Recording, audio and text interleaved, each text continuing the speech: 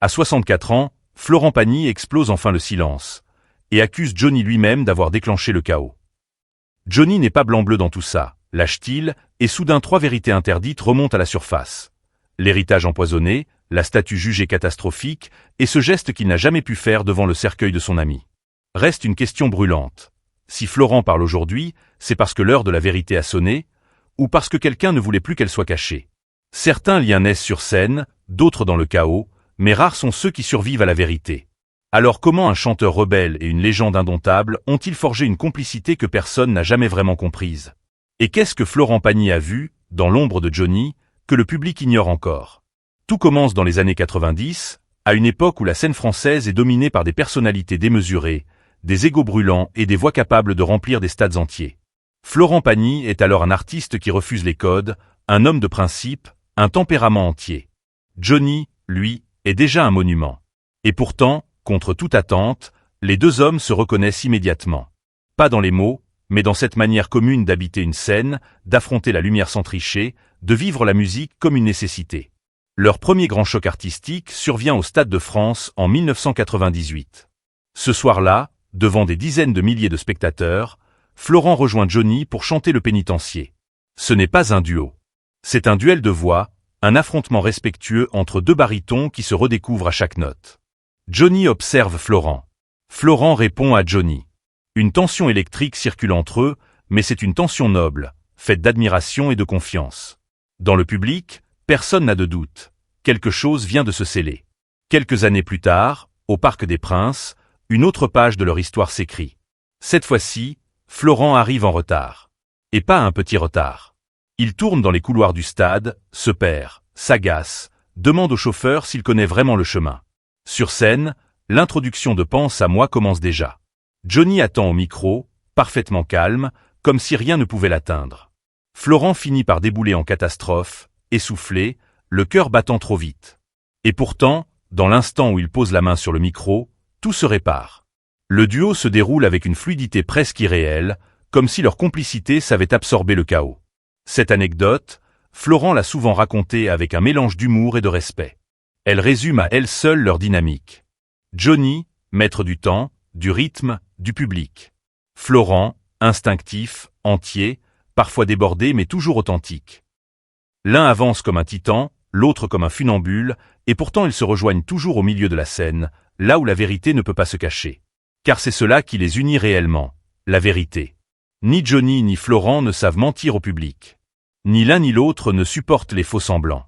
Leur art repose sur une exigence commune, presque violente. Donner tout, refuser la facilité, affronter son propre reflet.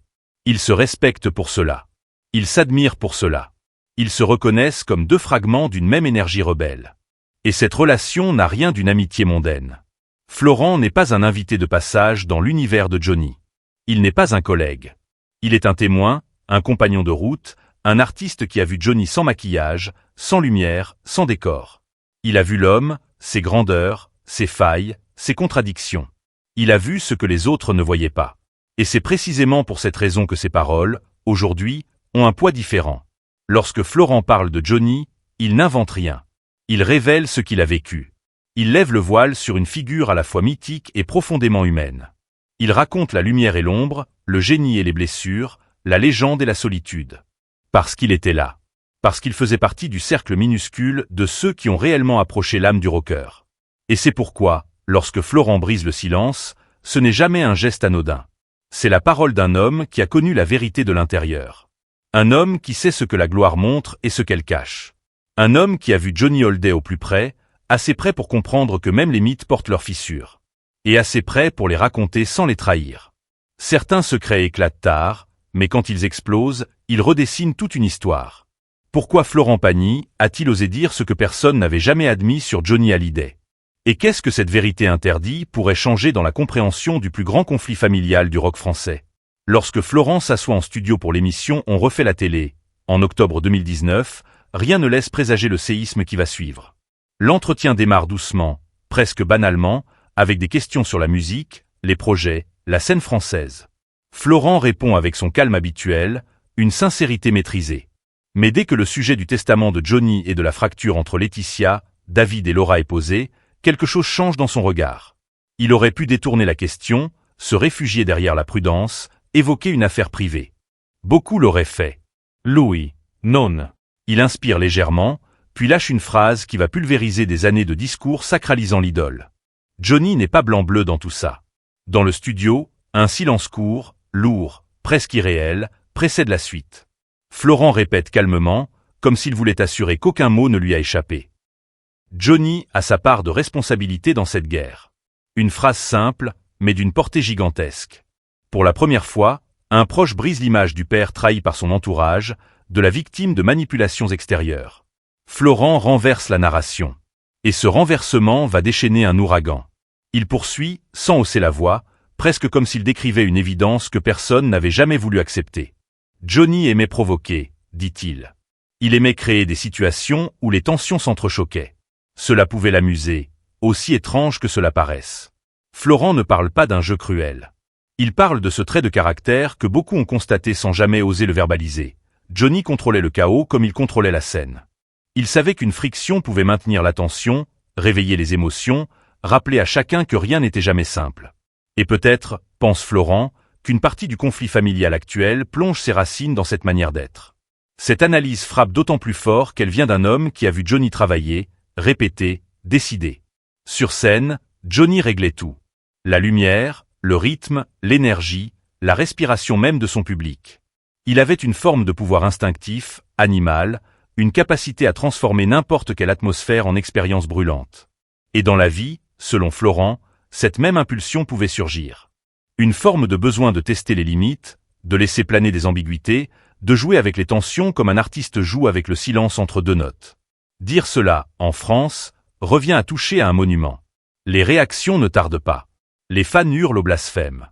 On accuse Florent de salir la mémoire du chanteur, d'inventer des intentions tordues, d'offrir des armes aux détracteurs de Laetitia. La presse, elle, s'empare de chaque mot, les décortique, les amplifie. Sur les plateaux télé, les chroniqueurs s'écharpent pour savoir si Florent a trahi ou éclairé la vérité. Dans les rédactions, on redécouvre soudain la complexité psychologique de Johnny, longtemps dissimulée derrière une image trop polie pour être vraie. Et surtout, dans l'intimité de la bataille juridique, les propos de Florent deviennent immédiatement un argument brandi par tous les camps. Du côté de David et Laura, on y voit la confirmation que Johnny a laissé derrière lui une situation explosive, illisible, presque délibérément chaotique.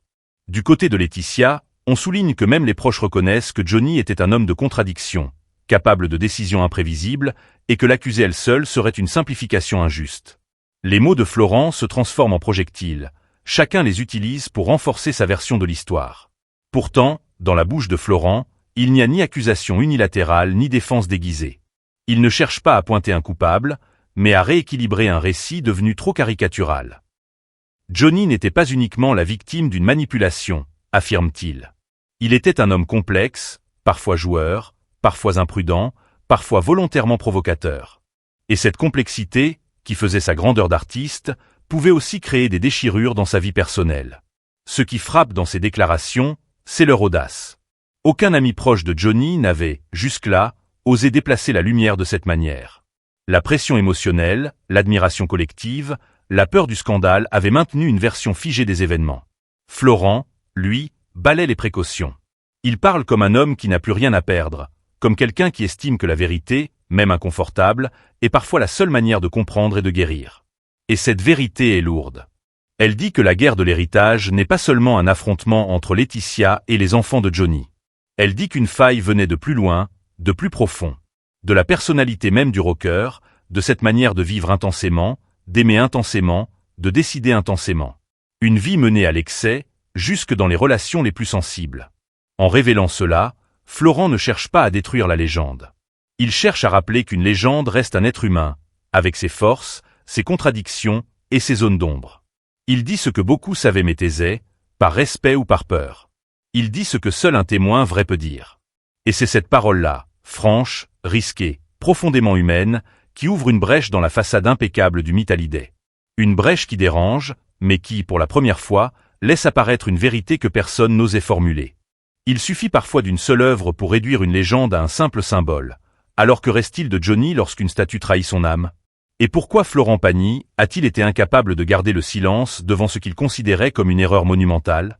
Lors de l'inauguration de l'hommage réalisé en 2021, le public découvre une structure étrange et monumentale. Un manche de guitare géant surmonté d'une Harley peinte en bleu, dressé devant l'Accor Arena. Laetitia célèbre l'œuvre avec enthousiasme, évoquant la route, la liberté, la musique, l'esprit de Johnny. Une partie des fans suit, émue de voir enfin un hommage matériel à leur idole. Mais une autre partie, plus nombreuse qu'on ne le croit, reste figée devant l'installation. Ils attendaient un visage, une posture, une silhouette. Ils n'y voient qu'un objet froid, presque publicitaire.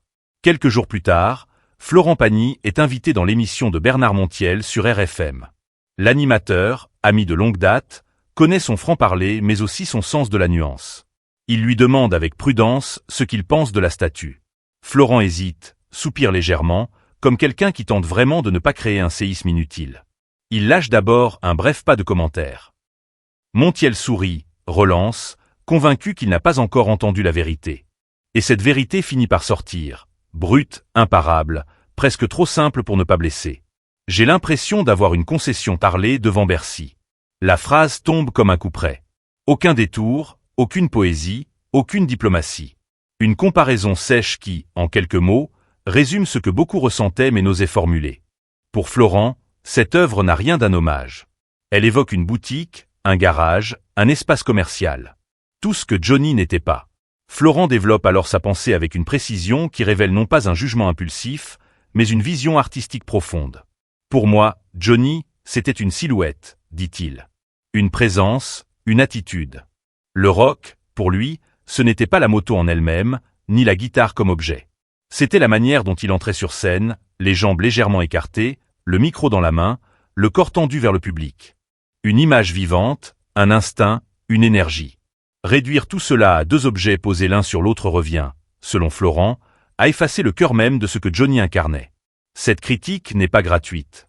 Elle pose une question essentielle.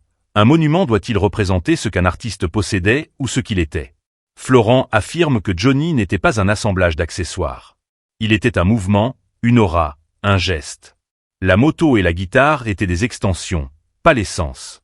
Un hommage véritable aurait capturé l'homme, pas ses objets. Une silhouette unique aurait suffi, dit-il, pour rappeler à tous la force de sa présence. Le reste n'est qu'artifice. L'impact de cette déclaration est immédiat. Les réseaux s'enflamment, les journaux titrent sur la colère de Florent, les fans s'affrontent. Pour certains, il manque de respect à l'artiste qui a conçu l'œuvre. Pour d'autres, il dit enfin tout haut ce qu'il pensait depuis l'inauguration. Beaucoup de fans, frustrés, se sentent compris pour la première fois. Ils n'osaient pas critiquer un hommage considéré officiel. La parole de Florent libère les leurs. Très vite, une réflexion plus large émerge. Ce monument, tant attendu, aurait-il trahi ce qu'était réellement Johnny? L'homme flamboyant, charismatique, chaque fibre tendue vers le public, remplacé par des objets géants sans âme. La question divise, mais elle touche un point sensible. L'hommage, censé unir, finit par dévoiler la fracture entre ceux qui voient la légende et ceux qui voient le mythe figé. Florent, lui, n'a jamais voulu humilier l'artiste ni dénigrer l'intention. Son ton n'est jamais méchant. Il veut simplement rappeler que Johnny était vivant, vibrant, incandescent. Que son image n'avait pas besoin de décor.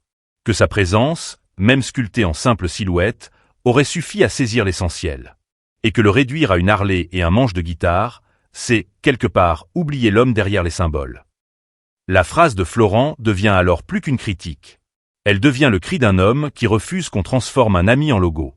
Et dans ce cri, beaucoup reconnaissent la vérité qu'ils n'avaient jamais su formuler. Johnny n'était pas un objet. Johnny était un souffle. Une silhouette. Une présence impossible à imiter. Une énergie que même une statue devrait respecter. Il existe des vérités qu'un ami ne peut avouer qu'après des années. Alors pourquoi Florent Pagny a-t-il refusé le geste le plus symbolique lors des funérailles de Johnny Hallyday? Et qu'est-ce que ce refus révèle vraiment de leur lien profond, bien au-delà de la scène et des projecteurs? Dans son livre Pagny par Florent, publié en 2023, le chanteur raconte sans détour l'effondrement intérieur qu'il a frappé lorsque la nouvelle de la mort de Johnny est tombée. Il savait que la situation était grave, il savait que l'issue se rapprochait, mais l'annonce finale a brisé quelque chose en lui. Ce n'était pas la disparition d'un collègue, ni d'un modèle, mais celle d'un ami dont il connaissait les excès, les grandeurs, les contradictions, et qu'il avait vu brûler la vie jusqu'à la dernière étincelle. Florent écrit qu'il a été sonné, incapable de penser, incapable de parler, comme vidé d'une partie de lui-même. Le jour des funérailles, Il était censé chanter le soir même à Dijon. Une obligation professionnelle qui, en surface, pouvait expliquer son absence parmi les porteurs du cercueil. Mais Florent révèle que la réalité était bien plus intime, bien plus douloureuse. Il aurait pu faire un aller-retour. Il aurait pu réorganiser son emploi du temps. Rien ne l'en empêchait, sinon une vérité qu'il n'avait jamais osé dire publiquement. Il ne pouvait pas porter ce cercueil. Il ne pouvait pas affronter cette image, ce poids, cette matérialisation brutale de la mort de Johnny. Être porteur du cercueil, écrit-il, ce n'est pas un honneur neutre. C'est accepter la disparition de l'autre dans sa forme la plus définitive. C'est tenir entre ses mains la frontière exacte entre la vie et l'absence. C'est regarder en face une réalité qu'on n'est pas toujours prêt à affronter. Florent avoue qu'il n'en avait tout simplement pas la force. L'idée même de poser ses mains sur le bois, contenant le corps de Johnny, lui semblait insupportable. Trop violent. Trop réel. Ce refus n'a rien à voir avec une distance ou un manque de respect. Il est l'expression la plus honnête d'un homme dévasté. Un homme qui ne joue pas, qui ne fait pas semblant, qui ne porte pas de masque. Pour Florent, chanter le soir de la mort de Johnny, même en état de choc, était paradoxalement plus supportable que de porter son cercueil. Chanter, c'était rester dans la vie. Porteur, c'était accepter la fin. Ce qui rend ce passage de son livre particulièrement poignant, c'est la conviction intime que Johnny aurait compris. Florent écrit que si les rôles avaient été inversés, Johnny aurait sans doute fait le même choix. Non par lâcheté, mais parce que l'immensité de leur lien rendait l'acte trop lourd pour être accompli. Johnny, lui aussi, était un être sensible derrière son image de titan. Il savait ce que la mort peut faire à ceux qui restent. Il savait que la douleur n'a pas toujours la forme que les autres attendent. Cette idée crée une résonance particulière. Elle montre que leur relation ne se mesurait pas aux gestes publics, aux hommages officiels ou aux apparitions médiatiques. Elle se jouait dans un espace plus intime, plus silencieux, où l'authenticité comptait davantage que les symboles. Florent n'a pas porté le cercueil parce que son chagrin était trop puissant pour être exposé. Et Johnny, dit-il, aurait vu dans ce geste non pas une absence, mais une vérité. Dans le tumulte des critiques, beaucoup ont jugé sans comprendre. Certains ont imaginé un désaccord, une distance, une rupture. Pourtant, ce refus n'était que la preuve inversée de leur proximité. Plus le lien est fort, plus la perte est insoutenable. Plus l'attachement est profond, plus l'adieu devient impossible à accomplir physiquement. Cette brèche dans l'armure de Florent révèle ce que le public n'a jamais vraiment perçu. Derrière les scènes grandioses, derrière les duos mythiques, derrière les sourires et les coulisses racontées 1000 fois, il y avait une amitié qui survivait à la lumière. Une amitié faite de respect, de franchise et d'une forme rare de compréhension mutuelle. Et parfois, aimer quelqu'un signifie savoir quand on n'a plus la force de faire ce que le monde attend de nous. En racontant cette vérité, Florent n'explique pas seulement un choix. Il expose une blessure. Une blessure qui n'appartient qu'à ceux qui ont aimé assez fort pour être détruits par la perte. Johnny est parti. Florent est resté. Et le seul geste qu'il n'a pas pu faire ce jour-là est peut-être celui qui dit le mieux la profondeur de leur histoire. Certaines rencontres semblent écrites bien avant qu'elles n'aient lieu. Mais pourquoi le destin a-t-il lié Florent Pagny à Johnny Hallyday jusque dans la maladie la plus intime? Et quel rôle inattendu Laetitia a-t-elle joué dans cette connexion que personne n'avait jamais imaginée? Un soir au VIP Paris, bien avant les drames et les adieux, Florent se souvient d'une scène qui résume parfaitement l'atmosphère du cercle Hallyday. Le club est bruyant, enfumé, rempli de visages connus.